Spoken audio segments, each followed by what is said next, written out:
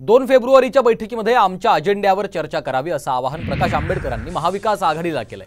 तर मवियाच्या पत्रावर अशोक चव्हाण थोरातांची सही नाही असं आंबेडकर यांनी म्हटलेलं आहे। महाविकास आघाडीच्या पत्रावर प्रकाश आंबेडकर यांची ही प्रतिक्रिया समोर आली आहे। त्यामुळे 2 फेब्रुवारीच्या बैठकीत आमच्या अजेंड्यावर चर्चा करावी असं थेट आवाहन प्रकाश आंबेडकरांनी केलंय। नाना पटोले फक्त असणारा पत्रव्यवहार त्या ठिकाणी करतात, पण आम्हाला असताना सांगण्यात आलं होतं की अशोक चव्हाण आणि बाळासाहेब थोरात हे महत्त्वपूर्ण आहे, ते निर्णय घेतील। त्या पत्रावरती असणारा बाळासाहेब थोरात आणि अशोकराव चव्हाण यांची सही नाही आहे।